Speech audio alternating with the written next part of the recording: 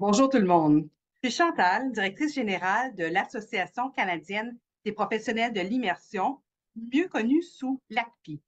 L'ACPI, c'est une association professionnelle dont la mission est de participer à la promotion et à l'épanouissement d'un Canada bilingue, en ralliant les éducateurs en immersion française du pays et en soutenant et orientant la pédagogie immersive au Canada.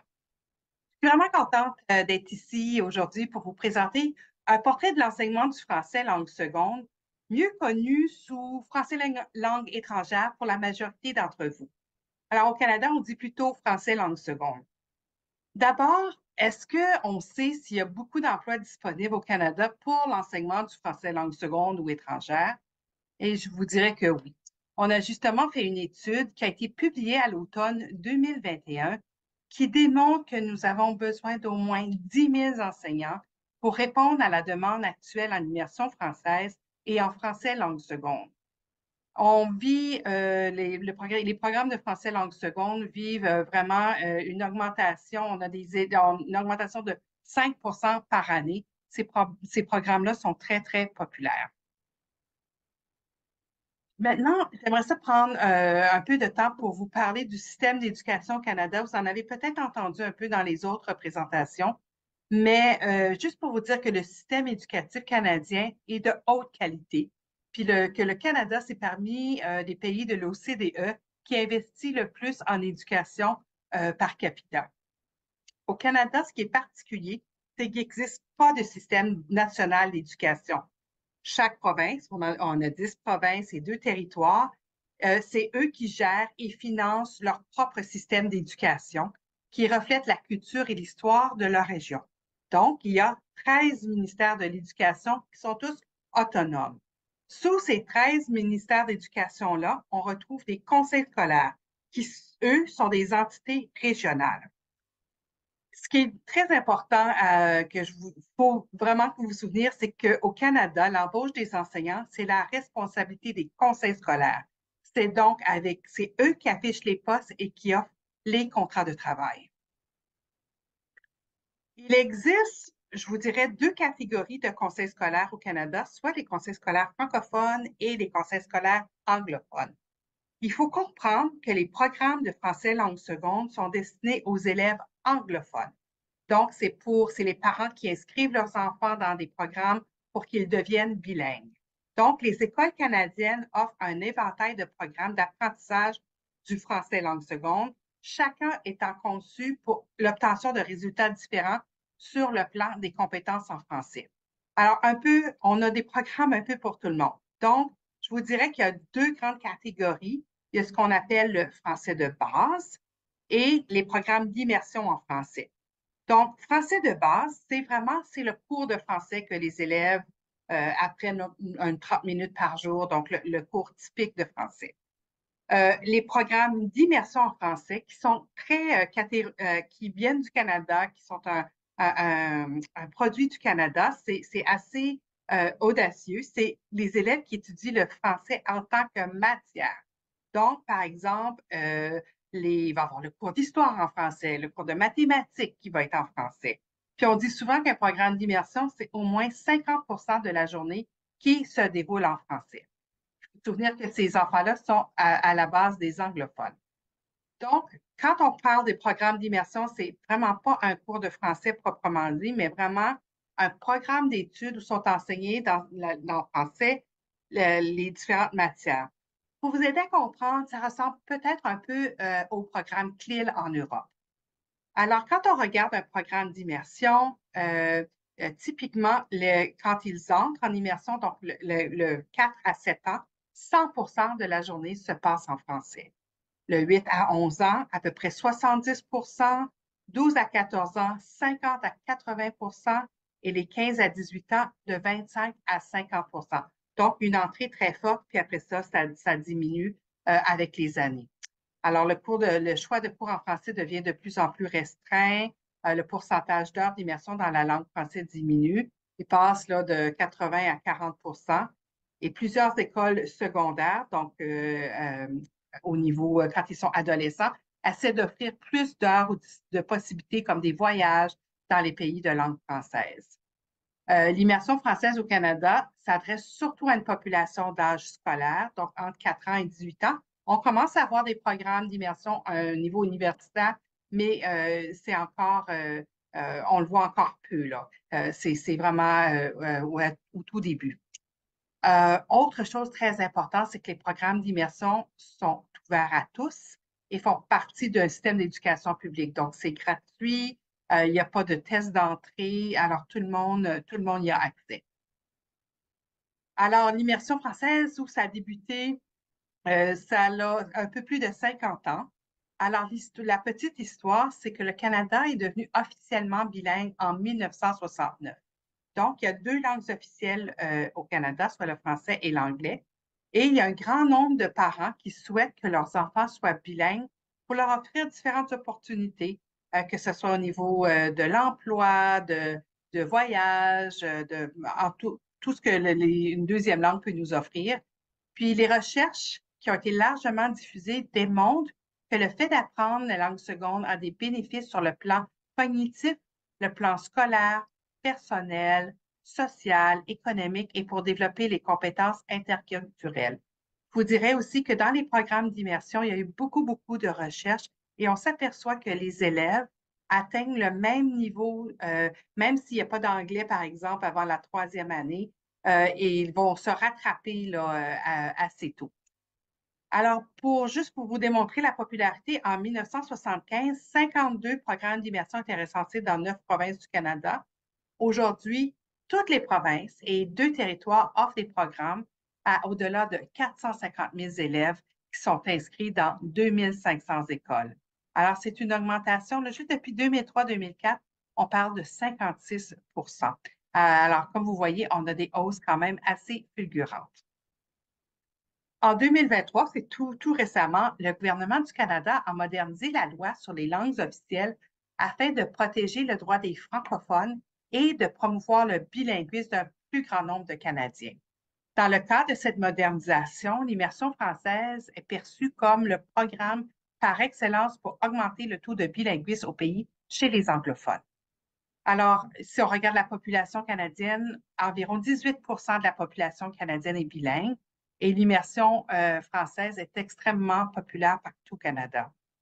La modernisation de la loi sur les langues officielles favorise l'éducation dans les 2 langues officielles en renforçant l'offre des programmes éducatifs bilingues et en promouvant l'apprentissage des langues dès le plus jeune âge.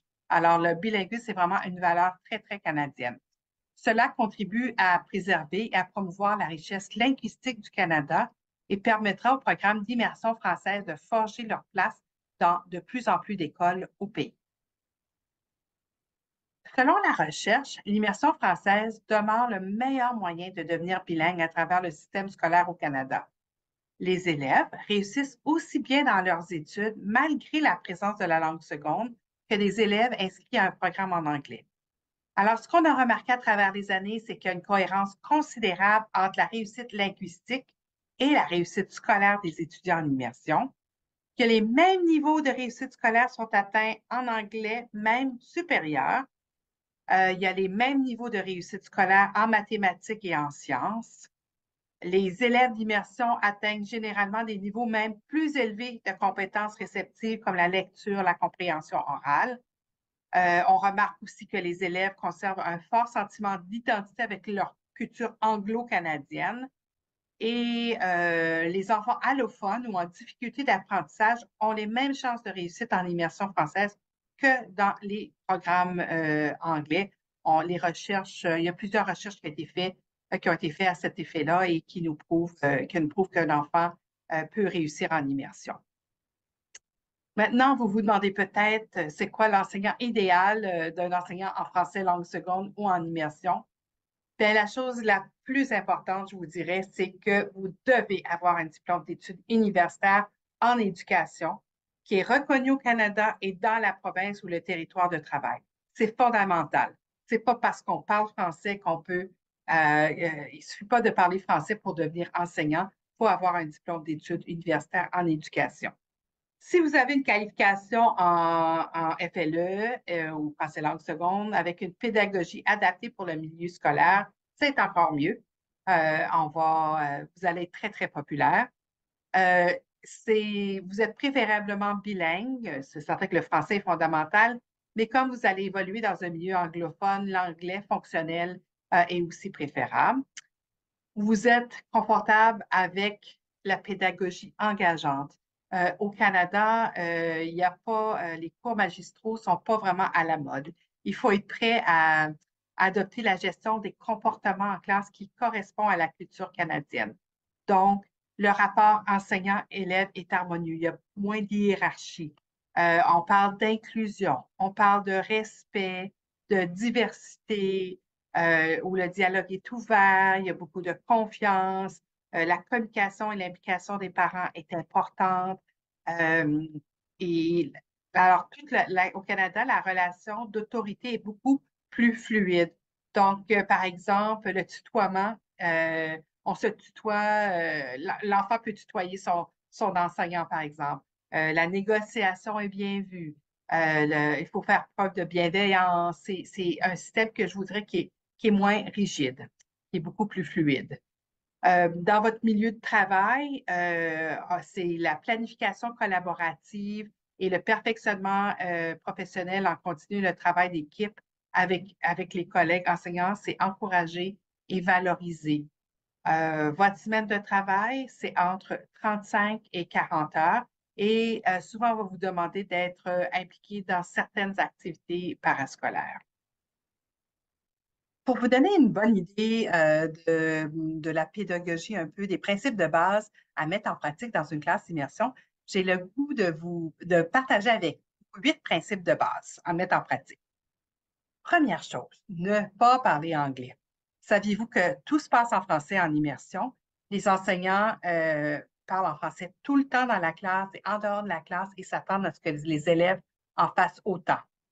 Que faire si les élèves veulent vous parler en anglais? Alors, une des solutions qu'on vous offre, c'est au lieu de dire le mot en anglais, par exemple, dire jardin.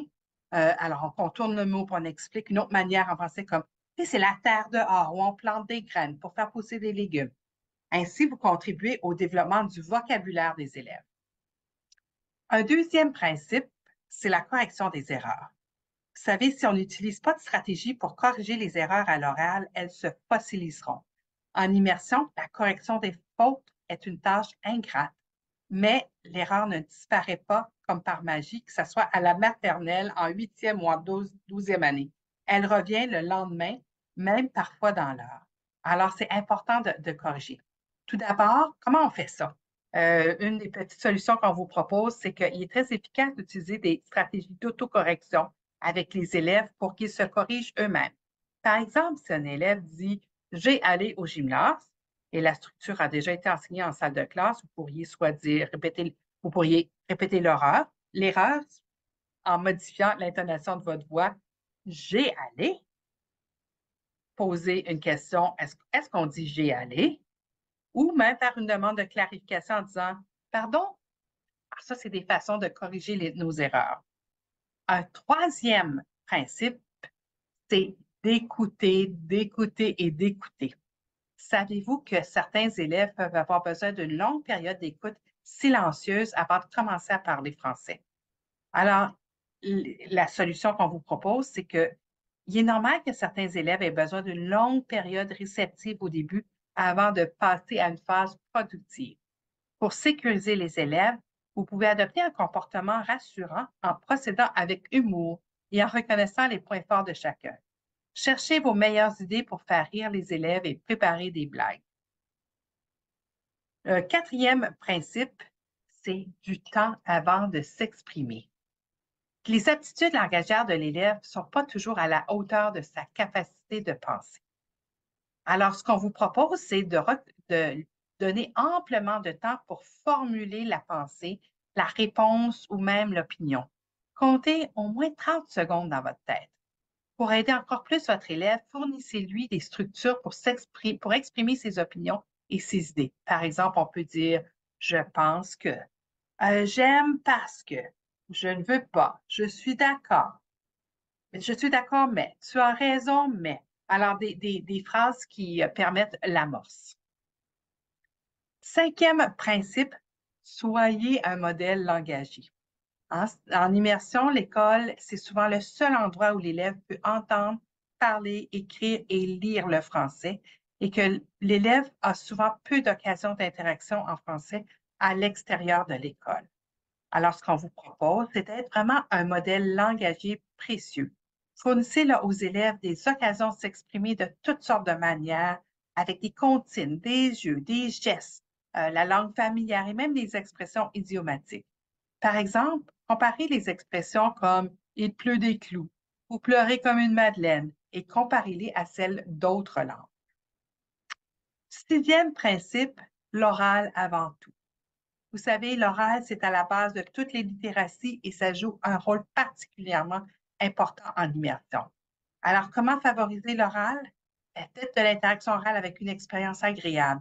Souvent, utiliser le jeu peut être une bonne façon de faire des jeux de plus en plus complexes qui demandent aux élèves d'employer un langage de plus en plus élaboré. Voici un exemple. Le jeu du discours spontané. Chaque élève doit parler sans s'arrêter pendant un temps déterminé. Exemple, 40 secondes. Sur un sujet tiré au hasard, il doit s'efforcer d'utiliser du vocabulaire nouvellement acquis. Septième principe, mieux comprendre. Il y a un tas de stratégies pour aider les élèves d'immersion qui ne comprennent pas. Alors, par exemple, pour aider l'élève à comprendre et à se faire comprendre, surtout dans les premiers temps, lorsque le vocabulaire est encore très limité, vous pouvez ralentir votre débit, répéter, utiliser une structure plus simple, faire des gestes, faire des dessins, chercher des synonymes ou paraphraser. Le huitième et dernier principe, c'est la motivation. Vous savez, la meilleure façon de motiver les élèves en immersion, c'est par la culture francophone. Alors, une des propositions, c'est d'écouter des chansons francophones, chanter ensemble, visionner des émissions ou des films populaires pour le groupe d'âge, cuisiner des recettes gagnantes, découvrir des balados. Il y a plein de choses qui sont accessibles. Le plus enthousiaste vous êtes par rapport à la culture, le plus enthousiaste deviendront les élèves. Alors, j'espère que ces petits principes-là vous donnent une idée des principes de base de l'immersion.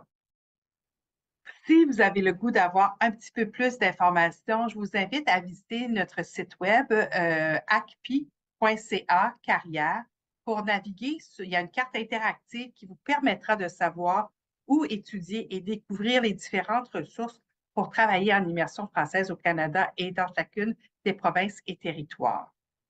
Vous verrez aussi que l'ACPI a conçu un guide d'accueil pour les nouveaux enseignants en immersion française. Présenté sous forme de questions et de réponses, le guide offre une perspective du primaire, alors je vous dirais de 4 ans à 11 ans, de l'intermédiaire et secondaire, là, qui est plus à l'adolescence. Vous pouvez aussi devenir membre de l'association pour avoir un peu plus d'informations. Il y a 3 options d'adhésion qui sont offertes.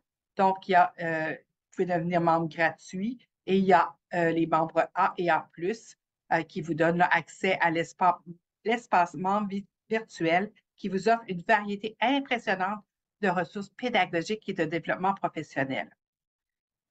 Maintenant, j'aimerais ça prendre le temps de vous montrer ce que l'ACPI peut faire pour vous aider justement dans votre pratique pédagogique. Alors, quand vous devenez membre, dépendant de la catégorie de membre, vous avez accès à un espace membre virtuel qui vous offre plein de ressources pédagogiques.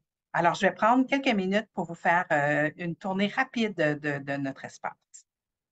Alors, bienvenue sur notre espace membre. Alors, pour vous donner une petite idée, voici là, un peu la table des matières de notre zone pédagogique. J'aimerais attirer votre attention sur le banque de sites pédagogiques. C'est quelque chose qui est très populaire. Alors, ce qu'on a fait, c'est qu'on a répertorié des milliers de sites pour vous aider dans votre ressource pédagogique. Par exemple, si je disais que j'enseigne en 3e année, que j'aimerais avoir quelque chose sur les mathématiques, disons, alors là, ça va me sortir, vous voyez, plein de sites pédagogiques. Là, j'ai au moins 4 pages de sites pédagogiques qui vont traiter de mathématiques pour la clientèle cherchée. Alors, c'est une fonction qui est extrêmement populaire auprès de nos membres. Alors maintenant, alors ça vous donne une petite idée des banques de sites pédagogiques. Quand on regarde dans notre partage d'enseignants, alors ce qu'on a fait, c'est qu'on a demandé aux enseignants de nous partager leurs meilleures pratiques. Alors, par exemple, si on va, tiens, je vais encore aller en troisième année.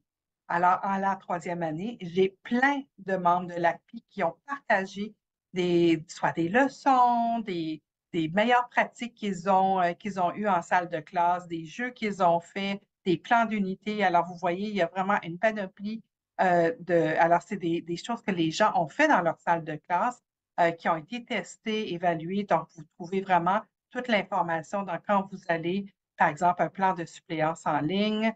Donc, vous voyez, c'est Calgary qui ils ont plein de plans de diapositives pour nous aider à faire un plan de suppléance. Donc, comme vous voyez, c'est une mine d'or d'informations. Maintenant, on a aussi des recherches en bref. Alors, on a demandé aux chercheurs de nous synthétiser leurs recherches pour qu'on ne soit pas obligé de lire le 40 pages de leur étude, mais en 2 pages, de répondre à des questions qui nous donnent l'essentiel de leur étude. Et il y a aussi une bibliographie. Alors, si on veut aller plus loin, on peut aussi aller lire d'autres recherches là, sur le sujet. Dans notre perfectionnement virtuel, on offre vraiment, c'est aussi plein de balados. Donc, on a demandé à des experts de nous parler de plein de pratiques pédagogiques. On a aussi des enseignants, où on a filmé des enseignants en salle de classe, surtout sur la lecture. On a une série de webinaires et de capsules vidéo. Par exemple, la PC, on dit un webinaire où on reçoit des experts en immersion. Donc, vous voyez ici, on a eu des experts qui sont venus nous parler. Donc, c'est des webinaires entre 30 minutes et 1 heure mais qui sont tous découpés, qui vont vous permettre d'en apprendre un peu plus sur différents sujets. Donc, bon, ici, on en a en lecture, l'approche neurolinguistique, sur l'oral. Alors, on a les experts en immersion qui viennent partager leurs meilleures pratiques. On a aussi des référentiels de compétences et une série de rendez-vous virtuels. Excusez-moi. Donc, on a des clubs de lecture professionnels. Donc, on choisit une ressource qu'on lit ensemble et on se rencontre virtuellement pour parler avec l'auteur. On a aussi des jasettes pédagogiques. Donc, on invite des experts, puis on jase avec nous. On n'a pas d'agenda, on pose des questions, on partage nos expériences. Donc, c'est des trucs qui sont c'est très populaire. Et il y a aussi, je vous dirais, le journal de l'immersion. Donc, quand vous devenez membre A ou A+, vous recevez le journal de l'immersion. Alors, vous voyez, c'est un magazine d'information. Euh, donc, ça a une 50aine de pages et il y a toujours un thème particulier. Donc, le dernier qui vient de sortir, par exemple, c'est sur les nouveaux enseignants. Donc, c'est tout un dossier sur les nouveaux enseignants. Et vous verrez, là, ça fait plus de 50 ans qu'on publie des journaux. Donc, il y a des journaux. Donc, il y a beaucoup de ressources là, disponibles sur notre site Web. Alors, ça, c'était pour notre zone pédagogique, mais on a aussi une zone bien plus où on offre un peu des capsules culturelles, des trucs en français et même là, pour le bien-être, donc du yoga en français, par exemple, ça peut être une des choses qu'on offre sur notre bien-être. Et il y a plein d'avantages aussi. Vous pouvez avoir des rabais, l'accès à ACPC. Alors, il y a des avantages là, en devenant membre. Puis là, on est en train justement de lancer une zone pour les administrateurs, bon, pour aider nos administrateurs. C'est en anglais, mais c'est vraiment pour les aider à mieux vous encadrer. Alors, ça fait le tour très rapide de notre zone pédagogique, mais c'est juste pour vous dire qu'il y a des outils qui sont disponibles quand vous allez venir enseigner au Canada. Il existe aussi au Canada beaucoup d'associations telles que l'ACPI ou l'Association canadienne des professeurs de langue seconde et des associations provinciales qui offrent des événements de réseautage ou de développement professionnel pour les enseignants en immersion. Maintenant, j'aimerais peut-être on va s'imaginer dans une journée typique dans la vie d'un enseignant en immersion française. Donc, ce qu'il faut savoir, c'est premièrement, vous travaillez pour un conseil scolaire anglophone. Donc, la haute administration est souvent unilingue anglophone. C'est pour ça que c'est important de pouvoir se débrouiller en anglais. Vous allez travailler dans un contexte scolaire avec des enfants ou des adolescents. Au Canada, les enseignants ont un bon salaire, des bonnes conditions de travail, avec un fonds de pension, des bénéfices sociaux. Au niveau des vacances, vous allez avoir 2 mois à l'été, 2 semaines à Noël et 1 semaine au printemps. Maintenant, je vais vous inviter, on va visionner une vidéo mettant en vedette Mélissa Garrett, une enseignante en immersion française qui présente un aperçu d'une classe du français langue seconde au Canada. Bon visionnement.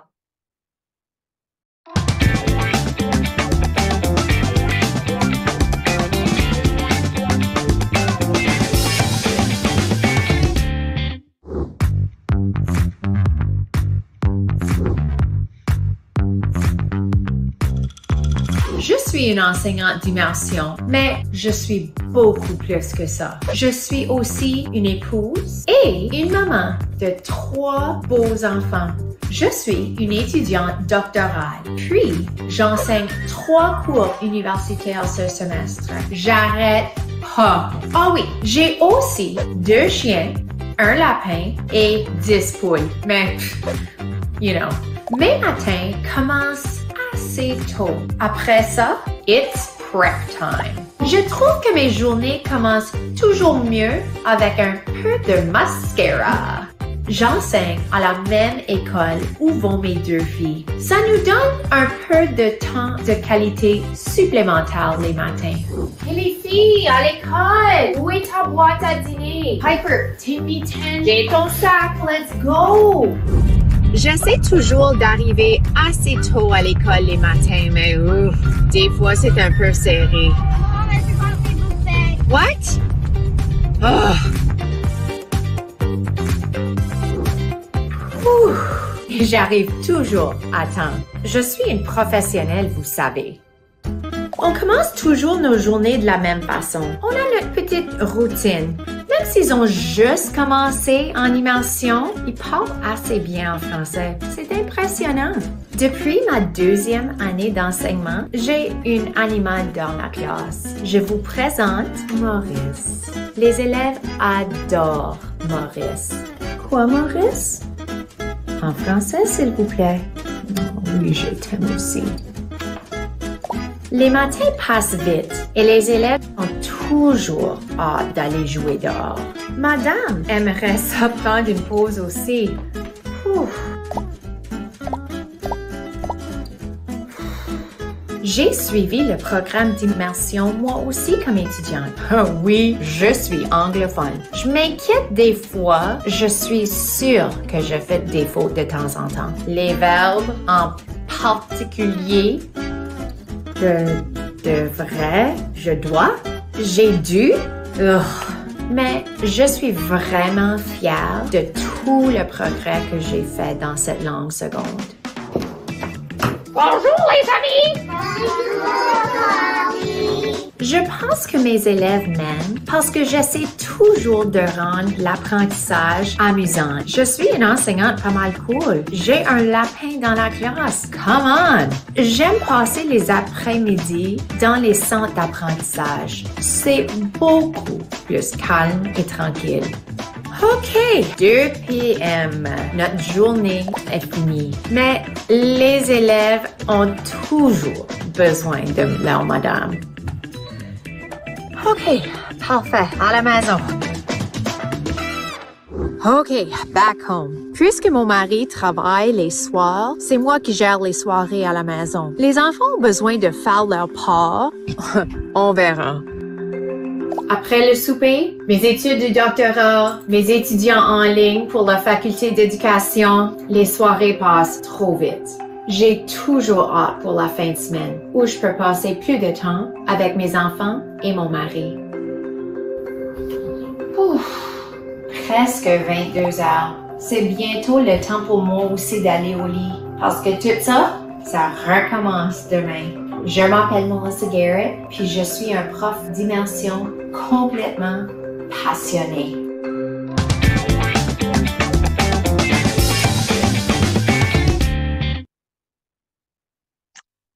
Alors, j'espère que Mélissa vous a inspiré.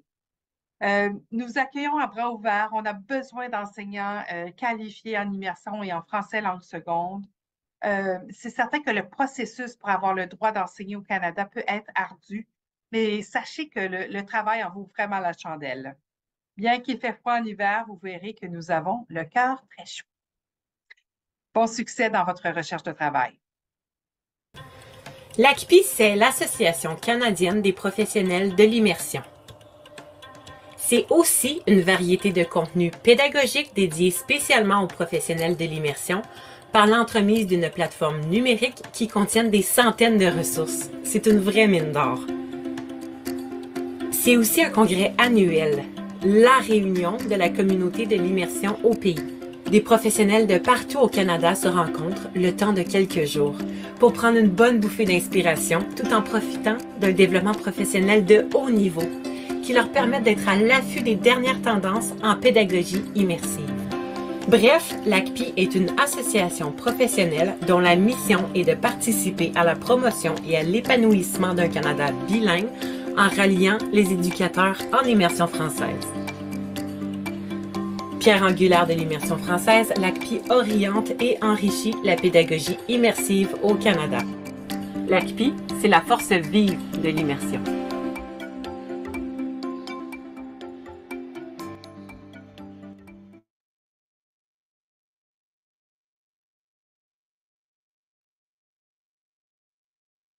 Bienvenue à tous les participants. Un grand merci à Chantal Bourbonnais de l'ACPI pour cette présentation très riche en informations, très inspirante.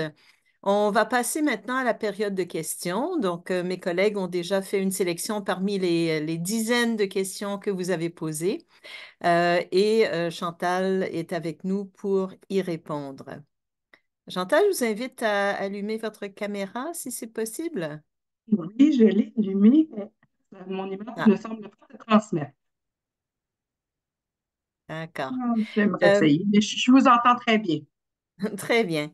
Donc, une des questions nous vient de Omar. Quelles sont les stratégies mises en place, particulièrement dans les provinces anglophones, pour encourager la participation des élèves et des familles dans les programmes d'immersion française et pour soutenir le développement du bilinguisme chez les jeunes? Donc, on voit qu'il y a un engouement. Quelle est la stratégie qui y mène? Alors, on n'a pas besoin de faire beaucoup de promotion parce que les programmes, c'est des programmes qui sont très valorisés, où les gens et les parents veulent vraiment bien inscrire leur enfant. Alors, oui, il y a certaines promotions qui se font, donc on accueille les parents, on essaie de leur offrir du soutien aussi, parce que comme leurs enfants vont étudier en français, eux, ils comprendront pas nécessairement ce que leur enfant fait parce qu'ils sont peut-être pas ils ne sont pas bilingues eux-mêmes. Donc, il y a des stratégies pour aider les parents à encadrer les travaux de leurs élèves. On va communiquer avec eux aussi en anglais. Mais on a justement des nouvelles statistiques qui viennent de sortir cette semaine où les programmes, généralement, il y a une hausse fulgurante en immersion. Donc, c'est offert dans toutes les provinces et territoires, sauf un territoire, le Nunavut, mais c'est des programmes qui sont très, très populaires auprès de la population. Justement, concernant cette communication avec les parents et autres en anglais, on nous demande quel serait le niveau d'anglais requis pour les enseignants en immersion et dans quelles circonstances est-ce qu'ils doivent utiliser l'anglais? C'est une excellente question. Alors, ce que je vous dirais, c'est que dans votre salle de classe, ça va se passer en français avec les élèves. Par contre, comme la présentation le disait, vous allez travailler pour un conseil scolaire anglophone. Donc, dès le moment que vous mettez le pied à l'extérieur de votre salle de classe, vous allez être dans un milieu beaucoup plus anglophone. Alors, il se peut, par exemple, que votre directeur d'école ne parle pas français, que certains de vos collègues ne parlent pas français, que toute la paperasse de votre conseil scolaire soit pas en anglais. Alors, il faut quand même avoir un niveau fonctionnel, je vous dirais au moins un B1 là, pour bien naviguer dans cet environnement-là qui va être quand même anglophone. Alors, c'est ça, un niveau B1 devrait être suffisant. Est-ce que toutes les matières sont enseignées en français? La question se pose par exemple par rapport aux sujets scientifiques ou mathématiques. Alors, oui, toutes les matières s'enseignent, mais ça dépend des conseils scolaires. C'est un peu à géométrie variable. Par exemple, dans la région où moi je suis, à Ottawa, en Ontario, les mathématiques sont enseignées en anglais et pas en français. Mais ça dépend vraiment des matières et des conseils scolaires. Je vous dirais que typiquement, les sciences humaines sont enseignées en français, au niveau des mathématiques et des sciences, peut-être au niveau primaire, mais au niveau secondaire, on a tendance à avoir plus des sciences humaines qui sont enseignées en français. Et Louis, si vous permettez, pour la question précédente, j'ai peut-être oublié une petite chose au niveau anglophone aussi. Il ne faut pas oublier que c'est les parents aussi qui sont anglophones. Donc, la communication avec les parents, elle est importante et elle doit se faire en anglais. Donc, c'est pour ça aussi que le niveau d'anglais est important. Justement, on a une question d'une enseignante d'anglais, langue seconde. Asia demande si les enseignants d'anglais sont aussi concernés par le recrutement dans les écoles d'immersion. C'est certain qu'il y a une pénurie d'enseignants général au Canada. Donc, oui, il y aurait certainement de la place pour de l'anglais langue seconde. Mais sachez que la demande en français langue seconde, elle est encore plus grande et que je pense que les stratégies que vous avez acquises en anglais langue seconde sont certainement transférables en français langue seconde. Donc, je vous encourage aussi à postuler pour les postes où le français langue seconde, l'immersion, parce que les stratégies sont les mêmes qu'on fasse anglais langue seconde ou français langue seconde. D'abord que vous maîtrisez la langue, euh, certainement. Mathie demande, dans une classe de maternelle, combien est-ce qu'il y a d'enseignants par classe? Alors, là aussi, c'est géométrie variable. Je vous dirais que, bon, vous pouvez être seul, mais il y a aussi certains conseils scolaires qui vont offrir des aides enseignantes. Donc, vous allez avoir quelqu'un pour vous aider, mais cette personne-là n'est pas enseignante. Elle est là pour soutenir, l'enseignant qui est en place. Question maintenant de Nathalie. Quels sont les défis auxquels les enseignants étrangers peuvent être confrontés en venant travailler en immersion au Canada et comment les surmonter? Hmm. Alors, je vous dirais que le défi, ça pourrait être, par exemple, la, la façon euh, dans la salle de classe, donc la gestion des comportements, la gestion, parce que comme je le disais dans la présentation, c'est assez fluide, donc la relation d'autorité n'est peut-être pas la même à laquelle vous êtes habitué. Donc, c'est beaucoup plus fluide. Les enfants vont vous tutoyer, il y a de la négociation, on va demander beaucoup de travail d'équipe. Alors, je pense qu'il y a certainement une adaptation à faire à ce niveau-là. Je pense que tu sais, c'est l'intégration avec l'équipe de l'école qui peut peut-être être des fois. Il y a des écoles qui sont très accueillantes, il y en a d'autres qui le sont un peu moins. Donc, comment on navigue là-dedans. Je pense aussi aux différents accents. Donc, les gens ont besoin de s'habituer aussi. C'est pas toujours, je pense qu'il y a de plus en plus d'ouverture, mais on peut des fois se faire critiquer sur l'accent. Comme moi, si j'allais chez vous, je serais peut-être critiquée sur mon accent aussi. Alors, il y a peut-être de ce côté-là. Mais je vous dirais que la situation de la pénurie d'enseignants fait qu'il y a une grande ouverture et on essaie vraiment d'accompagner les nouveaux enseignants dans leurs premières années d'enseignement. Question de Raguel. Comment les écoles et les enseignants de français s'adaptent-ils pour répondre aux besoins des élèves ayant des besoins spéciaux ou des défis d'apprentissage particuliers, tout en maintenant des normes élevées en matière d'acquisition linguistique et de compétences en français? Une excellente question.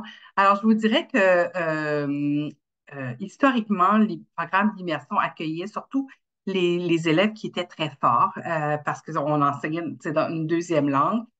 Mais de plus en plus, les recherches nous ont démontré que l'enfant qui a des difficultés d'apprentissage a sa place en immersion et qu'en fait, même d'apprendre une seconde langue lui donne justement des outils pour mieux faire face à sa difficulté. Et l'enfant qui, par exemple, a une difficulté à lire en français va aussi l'avoir en anglais. Alors, c'est pas quelque chose qui vient à cause qu'il est dans sa deuxième langue, mais alors, alors, ce qu'on fait, c'est qu'on met à la disposition des spécialistes, comme par exemple, des orthopédagogues ou des éducateurs spécialisés pour aider le tout. Encore là, géométrie variable, certains conseils scolaires sont bien outillés, ont beaucoup de spécialistes pour aider à faire cheminer les enfants qui ont un parcours particulier. Dans d'autres, par exemple en milieu rural, tout ça, il y a peut-être moins de spécialistes qui sont disponibles.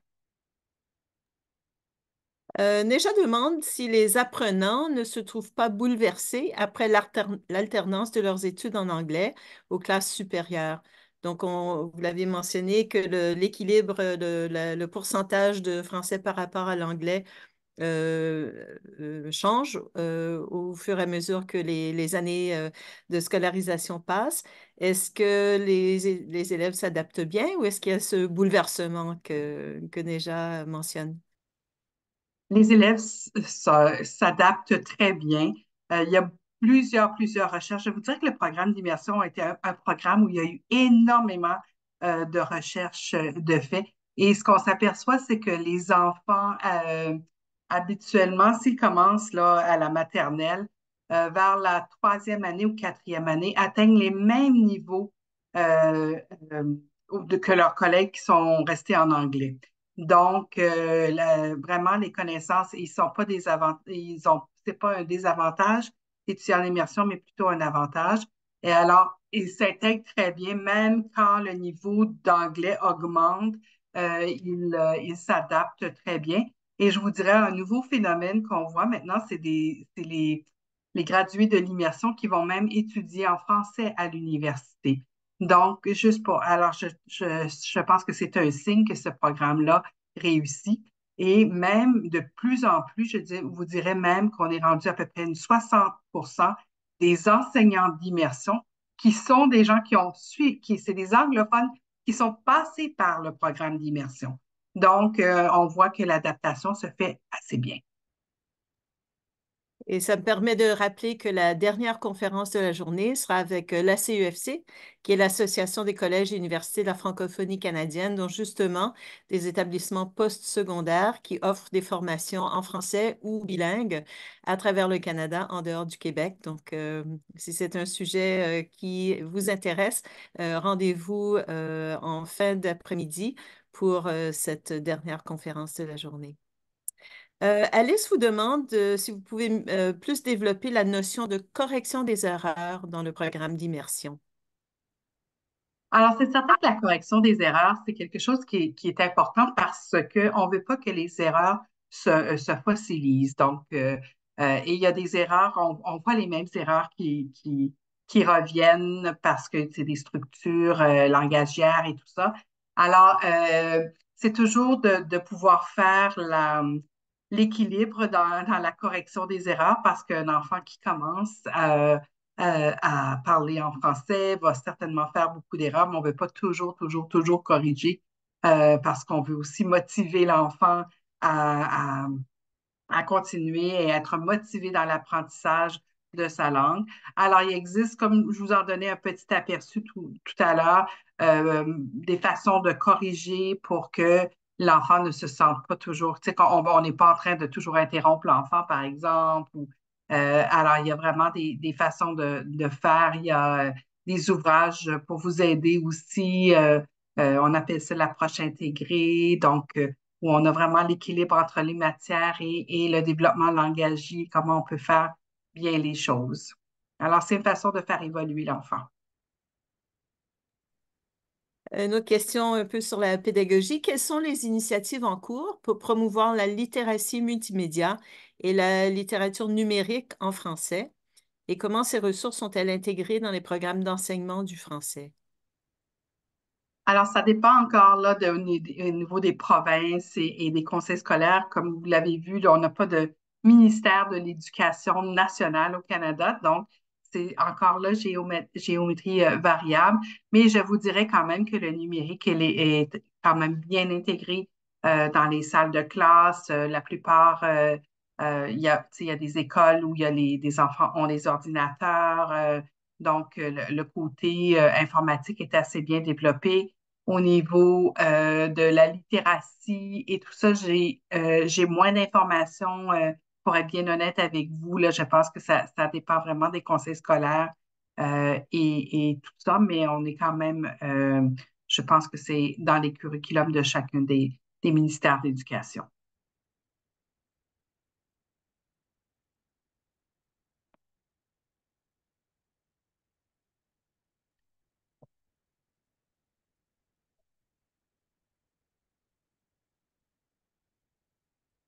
Louis, je ne vous entends plus. Juste pour conclure, on est à nos deux dernières questions. Déjà, de la part de Léonie, comment puis-je contacter l'ACPI? Alors, vous pouvez aller sur notre site web qui est le acpi.ca. Alors, si vous allez sur notre site web, nos coordonnées sont là et il y a aussi tout accès là, à notre association et les ressources qu'on peut y offrir. Et c'est peut-être une partie de la réponse à notre dernière question de la part de Darlene qui dit que c'était super, merci pour tout. Est-ce qu'il y a un document permettant de revoir ces principes d'immersion et si oui, comment l'obtenir?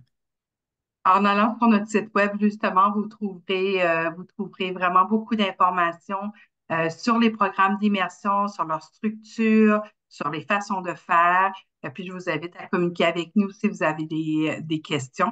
Je m'excuse pour la caméra. J'ai essayé un peu tout le long de la présentation d'activer ma caméra, mais je suis désolée pour ça. Ben, on vous a vu dans la présentation, donc on garde cette image très, très vivace en tête avec un énorme merci pour la richesse de cette information. Merci aux quelques centaines de personnes qui ont suivi cette conférence en direct.